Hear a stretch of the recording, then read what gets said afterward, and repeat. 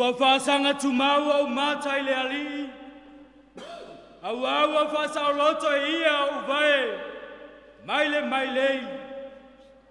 Ia sila sila mai ia te au. Mai e alofa mai. Au au pangatia na o ulava. Ile suafo le tama malealo maleanga ngapai.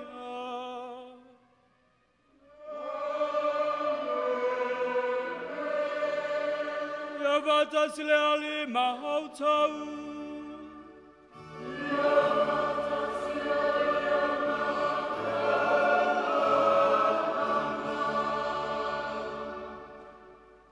Samoa ole atunu tofi. Ele ose atunu taliola. E whawai le atua na tofi ele atua. E mua lava o te whaatalo whaatu i lau awhionga le tama o puleanga Samoa apia. Ma le au o staulanga le paia o Samoa o tulanga whaalupe. O tamama o lātou ainga. O ainga foi ma a lātou tama. Le usonga tumua ma pule i tu au ma ala taua. Ainga le tai ma le vaa fonoti talo falafu. O le aso salo na tolu o le whangafulu. Ua wala au mai Yesu ia te tātou ile nei taimi. Ina ia tātou alalofa atu ia te ia. Matui na atu ia te ia.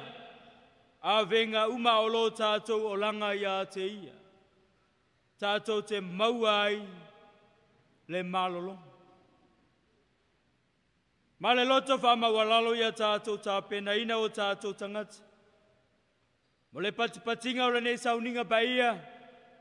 E ala i le whatonga atu mo lana whamangalonga. Wa tātou angasala. E lo tātou tama alof. O te tautau i le atua. E ona le manauma mautou usoe.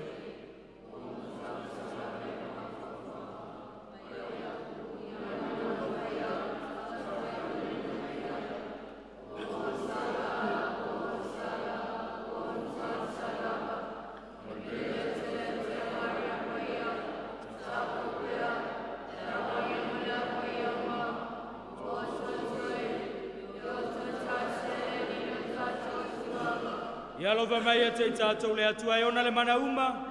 E whamangalo tātou mai a tātou angasala. Mawatu i tātou i le ola e whaavau. Amen.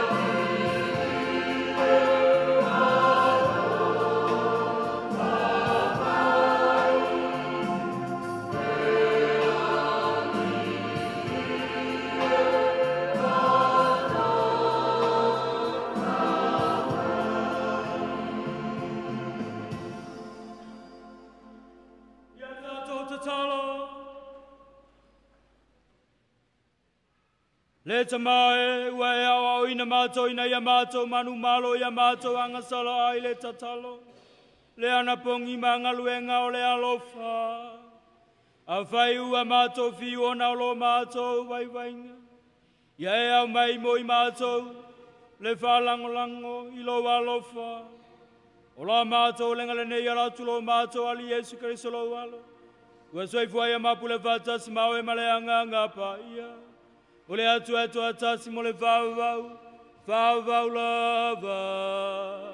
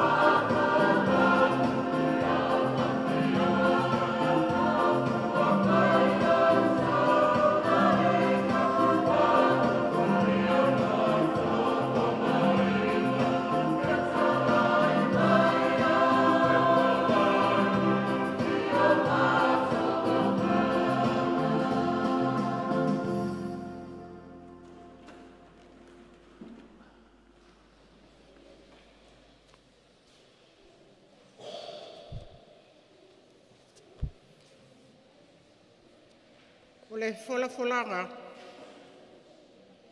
E so toilo na matau po e tolu. Pela I mai le fai mua whāwau le fai upu e walu. Si le fai upu e sifunu ma le tolu. Whāwau le fai upu e sifunu ma le lima ma whangata mai ai. E so toilo na matau upu e tolu. Fai upu mua le fai upu e walu. Si le fai upu e sifunu ma le tolu. Whāwau le fai upu e sifunu ma le lima. O le matua. E te whai atu I le whanau ngā Israelu. O au o le eola, o ia na awina mai au ia te o tō.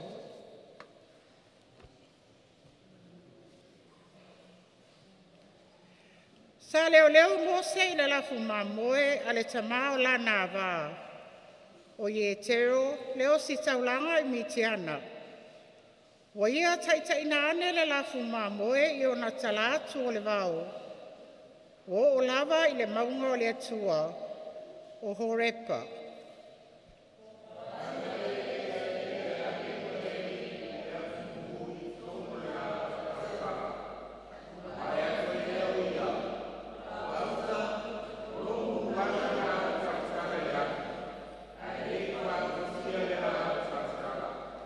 Ona whapea leo Mose, o te awhi atu, ma au mai moa I le nei mea o te waai ua ese lava.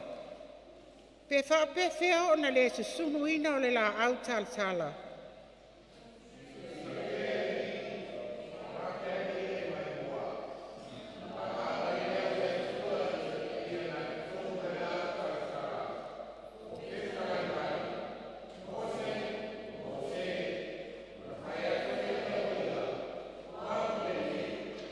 Ona whetalai mai lea, aua e te whaalatala mai I nei. I nā tō e se ia o se vae I o vae, aua wa sā lava le ele o lo e tua I nei.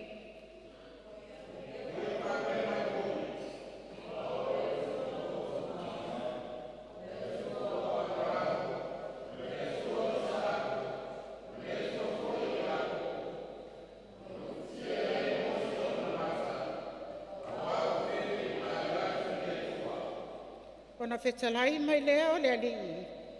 O matua vai atu i le popoanga o unu o lo i ai pito. O whalongo fo i lo lato alanga. O no le pule sa wai ai lato. O loa fo i lo lato tinga.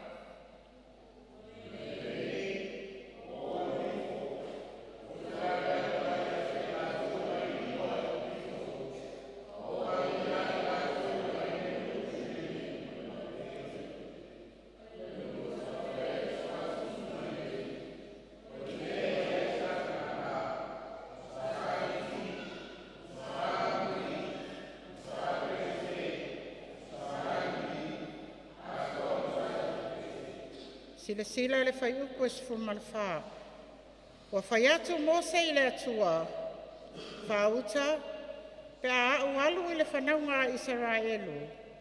Ma au fai atu i ai la tō. Wa awina mai au ia te o tō e le atua o tō tamaa. Na la tō fai mai ai lea ia te au. O ai ea lo na suafa.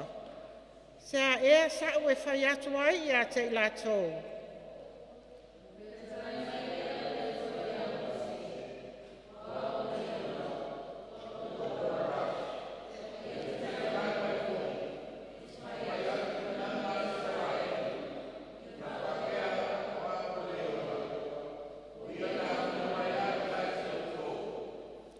Wow.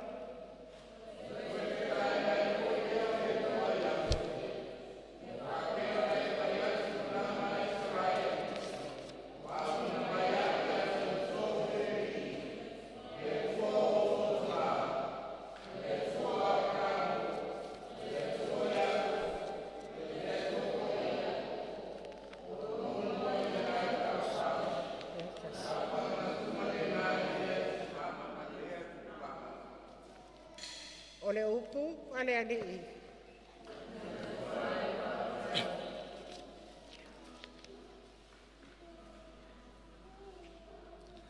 E alofa muti muti vale, ma alofa fua mai le alii.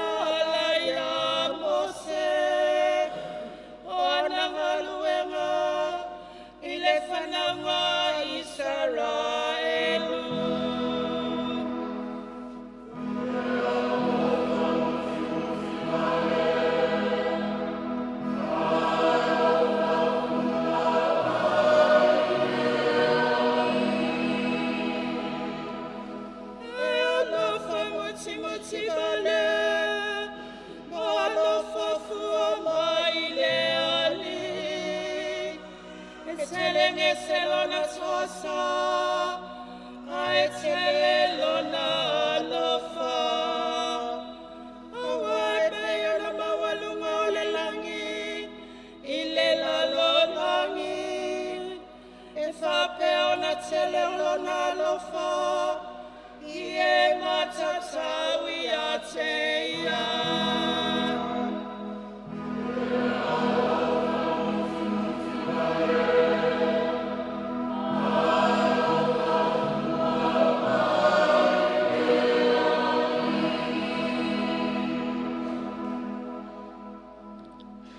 Whalafolanga. Mua korenito matau pasfulu. Whalafola whea wai te whai mua se o leono. Si ile se fulu, whawau le se fulu maletas.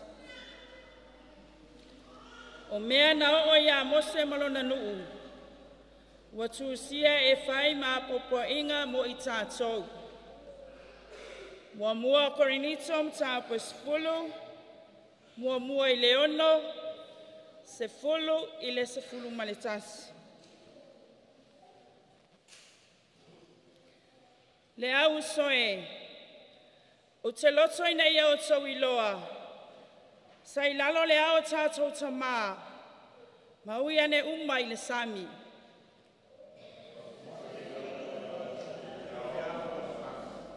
Ma ai uma I le mea ai e tasi wha ale anganga.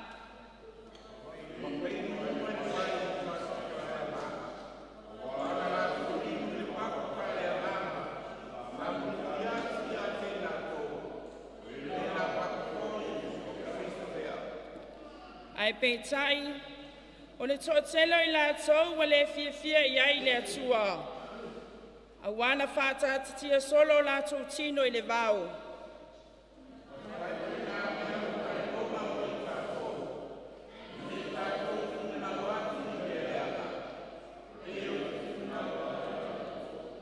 Sila I le sifulu manetas. Awa fo'i tō te mui. Peo na mui o isi o I lātou, ma whano ai I lēna whasi o tia.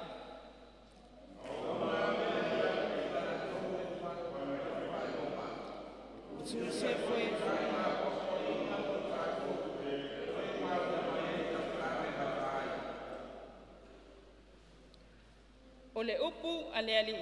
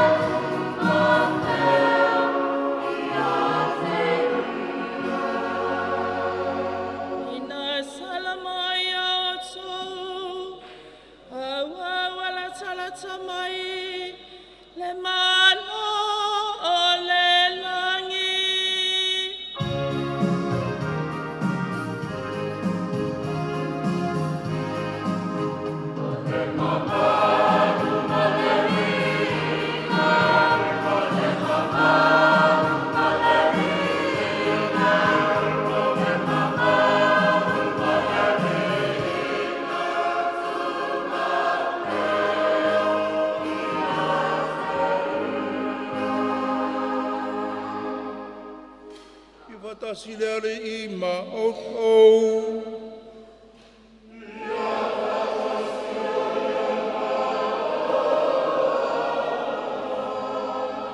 Ole, fulanga mai le wangalia paia, Luka.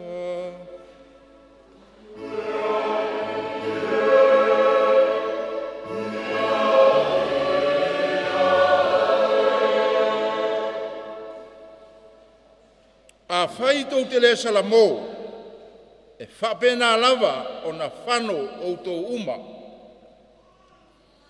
O ia o na aso wa o mai ai isi tangata, wa tala mai ia te ia I tangata Kalileia, ina ua whewhiloi e Pilato lo lātou toto, ma le toto a lātou taulanga.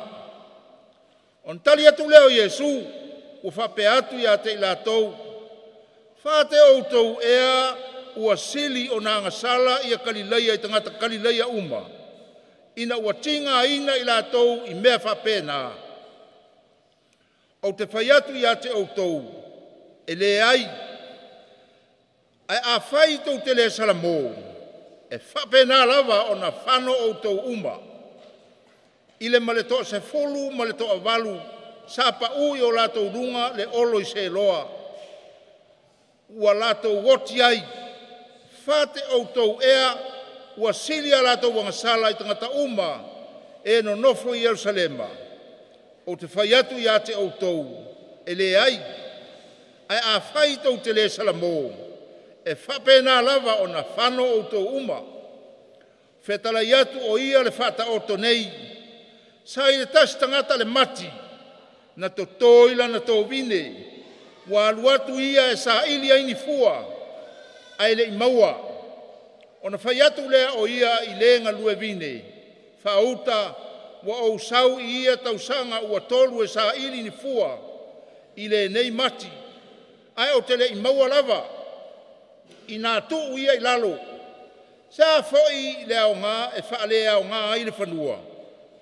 O tali mai o ia I a te ia, le ali ie, tu upea ia I le nei tausanga foi, se ia o eli whatali o lio I ai, ma avane I ai o taota, a fai foi e fua mai I lea tausanga, e le lei. Pe a fai e le ai, o na e tu ai lea I lalo. O le tala le leia le ali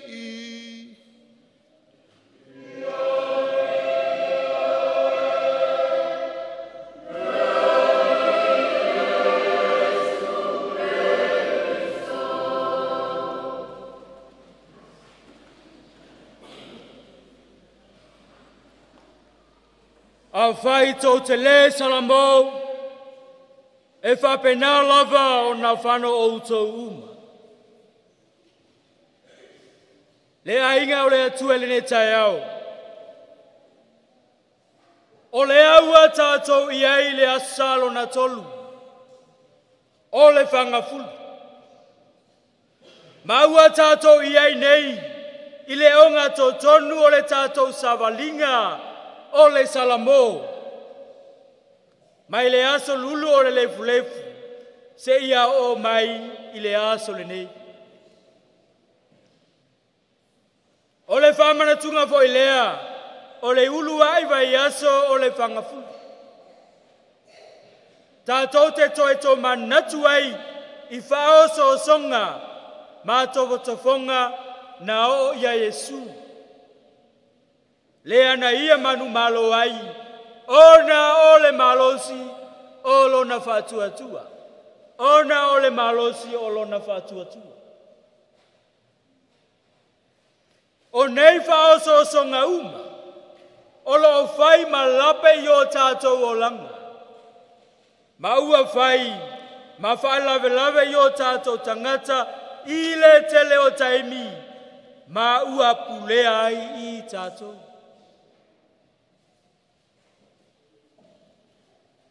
O le aso sa talu ai. Na wala au ina ai I tātou, ina ia o tātou wa ava ai, I le mamalu o Yesu. Sa wha susulu mai ia I tātou. E mawhai ai fo e ia, ona ia wha ola ina I tātou puapuanga. E ala I lona maliu, I lunga o le satau. O lona winga, o lona to e tu mai, o lona manu malo lea, ma lona mamana. O le mea lea, e tatau ai ia I tātou, ona tātou whaalongo ia te ia. O le alo le atua, o lo tātou whaola e to atas. O lona winga, o le aso le nei, ua toe whamanatu mai ia I tātou, ina ia o tātou I loa ai lo tātou, lo pala I le angasala. Ai au ai ona tātou toe foi I le ali, male salamo moni. Maia talia ai Yesu, yo tātou olanga I aso umalau. Olea, ua faali manino mai ele ali o Yesu. Ole tamai le langi e ono sai, maia talia le tangata angasala, pea salamomun, pea salamomun. Lona winga, e tatau le tangata ona salamo, ma to e foi le atua, I lona fio angapai. Usoe ma atua fafine ya Kristo. Ole fangafulu. O se taimi silelea tātou te mana tunatuai, ma toe liu le tofai le vala aua le atua I o tātou o langa. Olea, ua vala auina I tātou, I le afionga le atua I le nei aso. E pei ona tātou fafonga, ma whaalongolongo I ai, ina ia o tātou mawhawhawai, ina ia o tātou maua le salamo, ma le alofa o le atua lea, ua tātou maua, ina ia suia I o tātou o langa.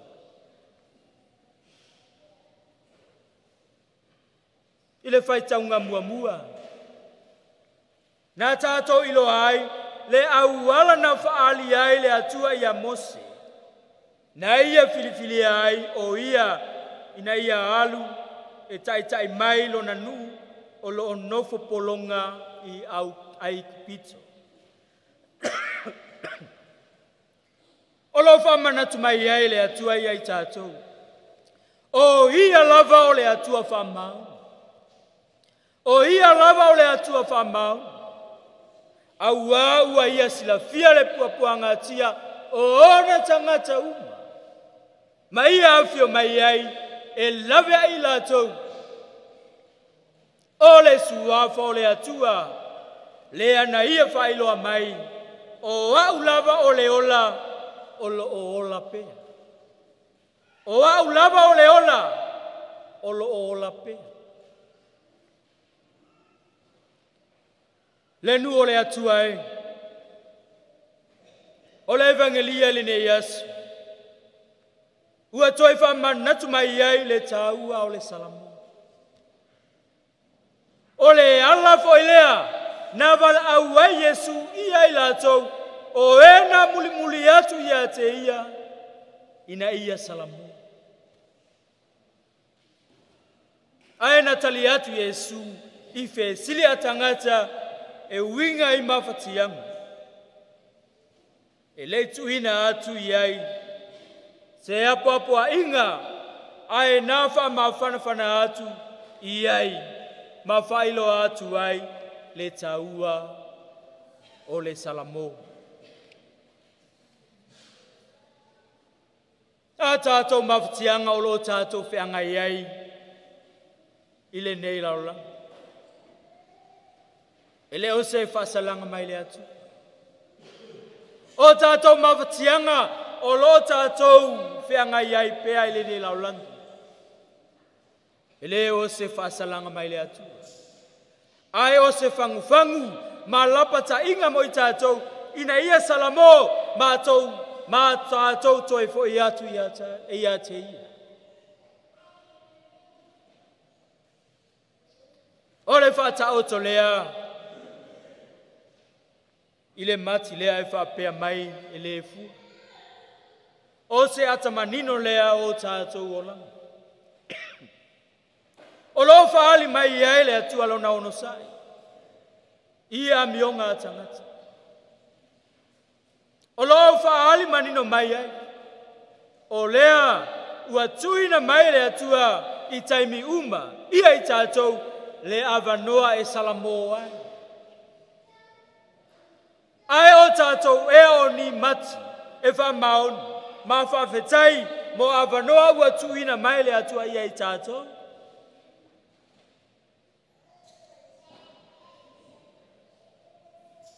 Penao na tātou taulangi ma mita ile avea ai.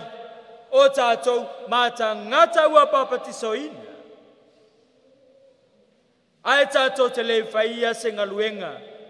Ina ia o tātou salamo ai.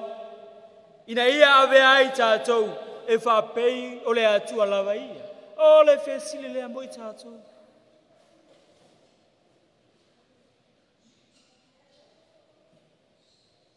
Usoe matua whawhine ia karisu. O le awhionga o le atua le nei asu. O se whe au tā ua fo ilea. Mosi o tātou atunu. Ai maise o le tātou puleanga. Au aile o toe nā. Ma le la ina. Le tele o whaafitauli. O lotu tukumai. Isi o tātou atunu. Ona o le nei mea o le polokiki. Ua wa ai lunga o le social media. Ve le fe tauai ma le fe upuai o tangata. Ma ua fe vai ai le tele o ainga. Ona o le polokiki. Ai o le fe si. O le ale mafua anga o nei mau whaafitau. O le a. Ioi. E tasi ale tali. Ua mafua ona o le fiau u le power. Ua mafua ona o le fiau u le power. E se le manaya o le mea lea. Na o whaalongo ai, whai mai, o Samoa na Filifilia le atua, e whai mao na whaawai papa. Ai ua nei le mea lea, ua wa ai. E tali tonu, o le mafua anga tonu le nā ua tutupu ai.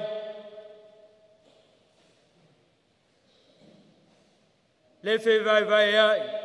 Ma le tusi lima ona ua le talepe le whaavai o Samoa. E whaavai le atua. O le atua na whaamemelo ia i Samoa, ma avea o lātou whaatumutumunga. Ai ua solipala e le toa tele. Ua tele ai fo ina tātou whaia le ngaluenga le atua. O le whaamasino ma whai mai. O ai e se a o ai wasa. Le tātou atunu e Samoa, ai mai se si o tātou puleanga. E le ai se si vai fofo le tulanga whaingata le a ua ia. E le ai a se si vai fofo le tulanga whaingata le a ua ia. O le tātou toi fwai i le atua. Ma tātou maua le salamo munu. E pei ona iei le nei vai tau o le whangafu. Auana o le atua. Nā te taitai ina e sei tātou mai le nofu polonga i mai le ileanga le fili. O lo tau mawhai e le peti lo tātou wola Vale fatua tua ele atua. Ia avea i tātou o ni sulu malolosi. Ina ia whasusulu atu ai le malama o le atua. Ina ia fua mai ai ni fua lelei. Awa tātou whanau mo le lumanai ai maise o le savalinga fita i le nei vaitau. Ole mea lea. O lo whaau ai peo na tuina mai le atua awanu. Ine ia o tātou salamo ai. Ma ia fua mai ai ni fua lele. Peita. Ele tu maule na awanu ai whaavavau. Ole mea lea usoe matua whaapine ia karisa. Ua wala au hina i tātou. Ina ia whaonga le nei awanoa. e whale leia ai o tātou o langa, mai ia fua mai ai, ni fua lelei, e whina ngalo ia i le atua. Ia whamanu ia le atua i tātou umalawa, ai maise i tātou savalina, i le nei vai tau sanga o le whangafulu, le suafo le tamā, ma le alo, ma le anganga pa ia.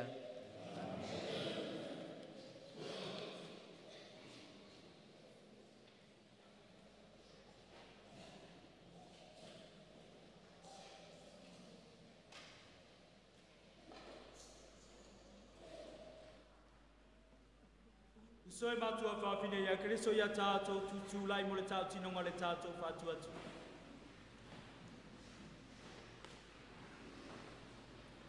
O te whātua tua ele atua e tua jas, le te mā le maro sumalawa.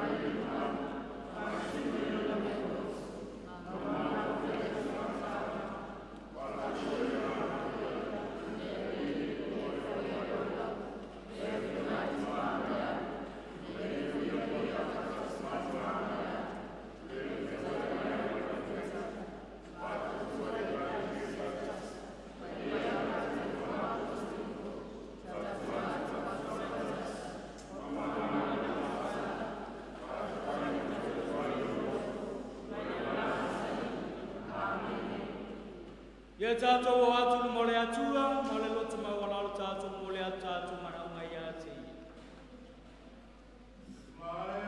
ia. Na e tō fia,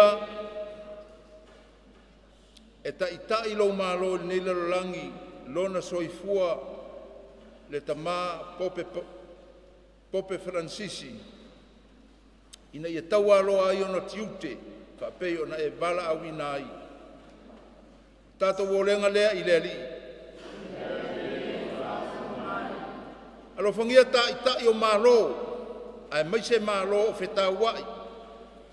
Fo ai se loto maulalo i a tupu ai le file mu. O la tātou o lenga lea i lea li. Lea tu wai, na e to tofi sa moa e tau a lolo mālo. Panga ua solo le falute. Masalo o mana o tai o le malo e pule whapei o lau pule. Pei tai e te sila fia mea uma. Wha mole foa i se loto maulalo. Ia i la tou. Ina ia mawhai ai o na ngalu lue o ni au auna. E wha moe i lau pule. Ma lau tai inga. O tātou wolenga lea i lea li. Lau upu o mātou tāli sua i ai. Ia e wha malama mo le tai toa tasio i mātou. Awa olo mātou wola lea, wa lo mātou manuia. O le tātou wolenga lea i lea li.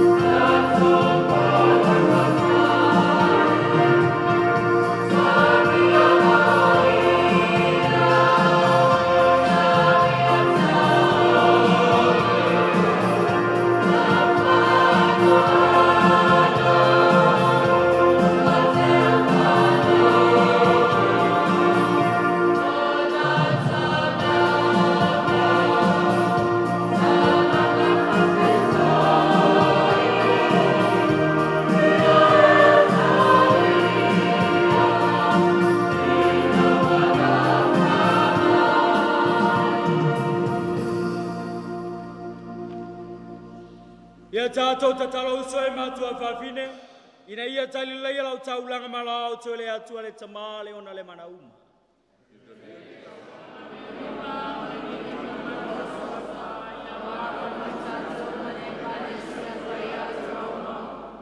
Le alia ia vea kua o le nei taulanga, ma whesoa soani ia mātou, o lo whātangisia lau whamangalonga, ina ia mātou nofo sauni iai, le whamangalo ai, o la mātou lenga le nei le suafo Yesu, lo mātou ali i. Ia whātasi le ali mātou,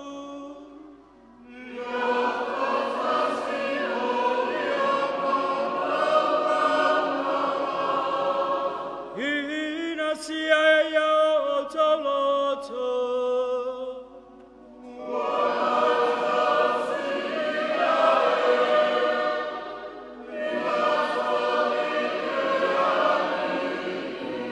Ia tato whawhetai, I le alilo tato atua.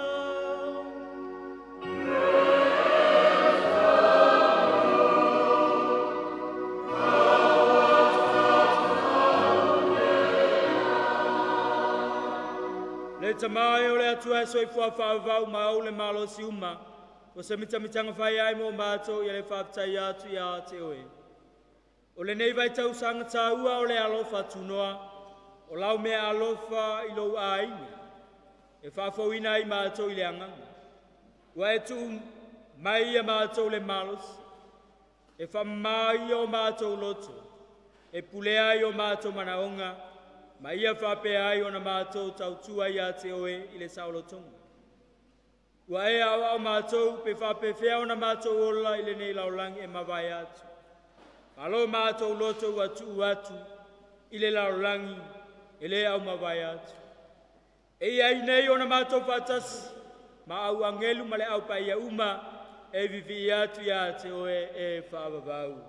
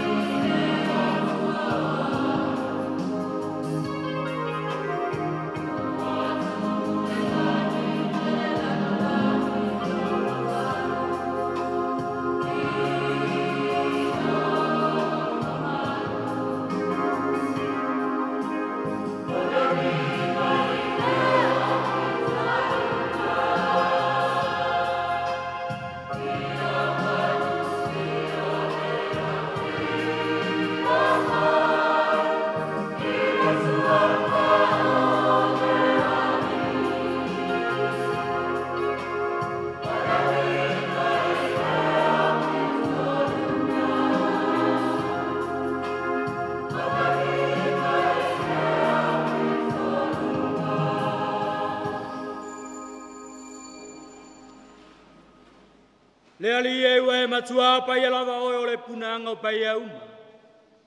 Ia au ina mailo anganga e whapai ane mea lofa. Ina ia vea lato moi mātou, o le tino ma le toto lo mātou ali Yesu Kerisu. Au le tuina to ia I le oti, o se oti na ia talia I lona lava malie, na tango ia le areto ma watu ia te o le whaftai, na tofi e ia le areto ma watu ia I lona uso, ma le whape atu. Ina whetango fia ia o tau mama ai, o lo tino le nei o le afua ina atu mo utou.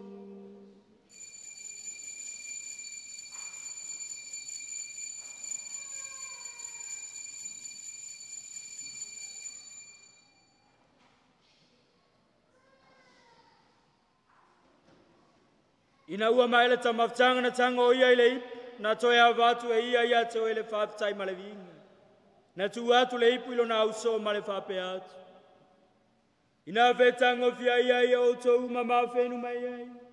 O le ipu le nei o lo toto le whianga I ngā fō ma le whauwa. O le a wha malingina ia mo tō uma tangata uma. Ina ia wha mangalo ina ia ngasala.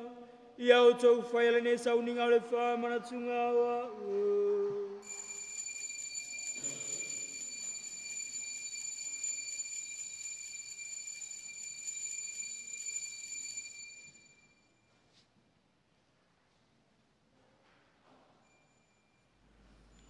o le misi ali o le vatu atua.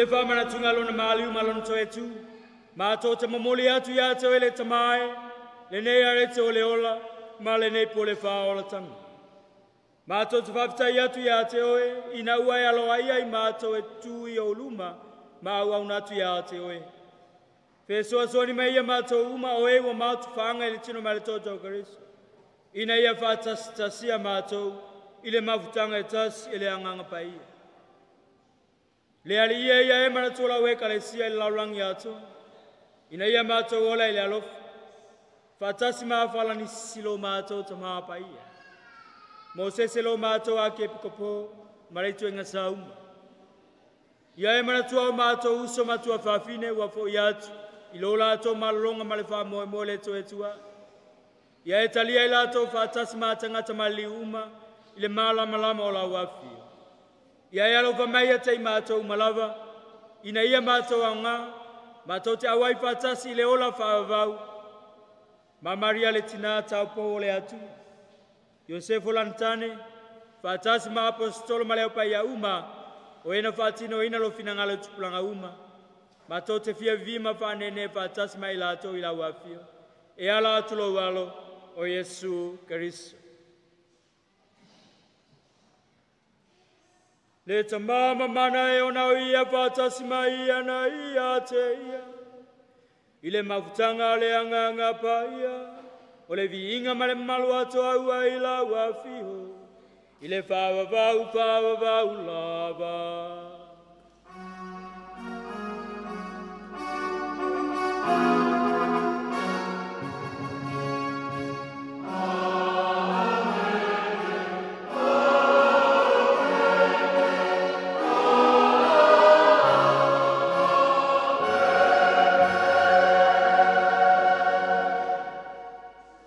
Tato tatalo vatas le tatalo hale ali.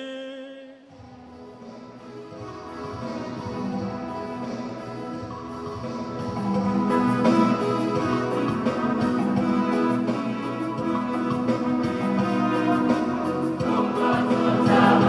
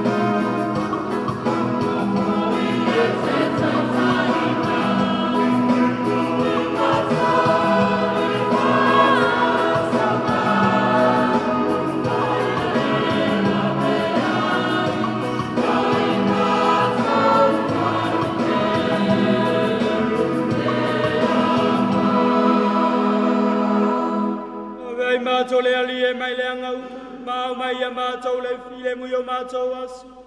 I lo alofa muti vale fa sao mātou mai le angasala. Ma pui a mātou mai atu ngalunga uma. Ao mātou vataltali atu ma le fa moe fia mo le avio mai. O lo mātou va o lo Yesu Keriso.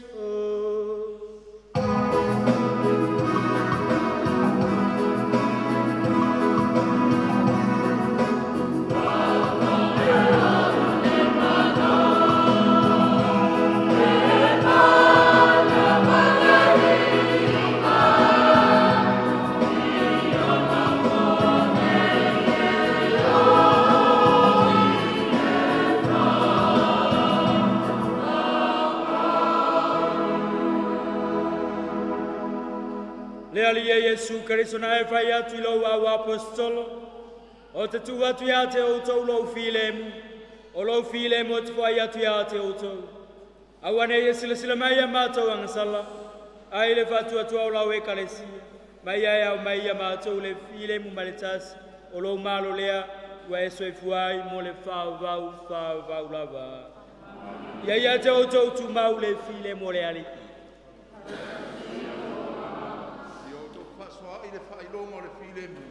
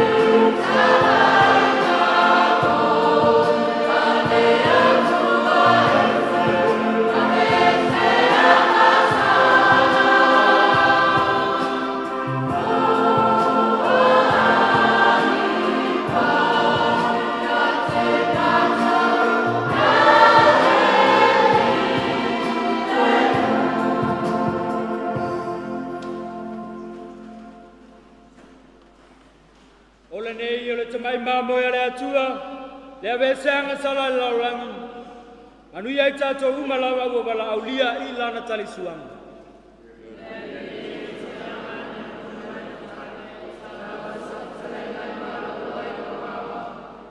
Ya vera tino mai toto Keriso mo tato wal ileo lai whawa wau.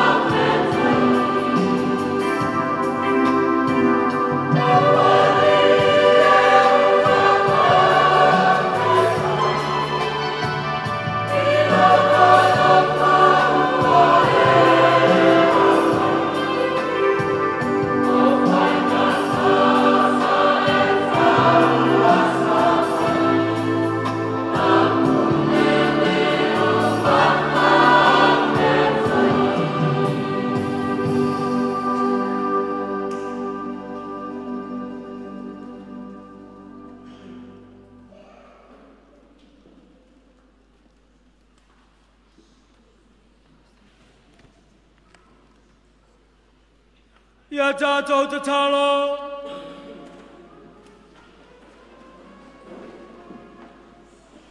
Le ali e ia velo mātou au ai le reisa kilometa. Maala mātou te tali ai lau whamangalonga. Mai e whamao popo inai mātou whātasi le mautanga tasi ma le file mu. O la mātou lenga le nei ona o Kristo lo mātou ali e.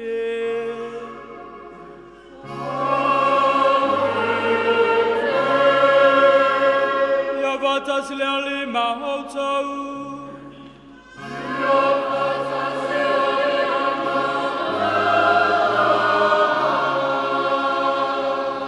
Manu atu le atua ia te outou, le suafa le tamā, ma le alo, ma le anganga paia.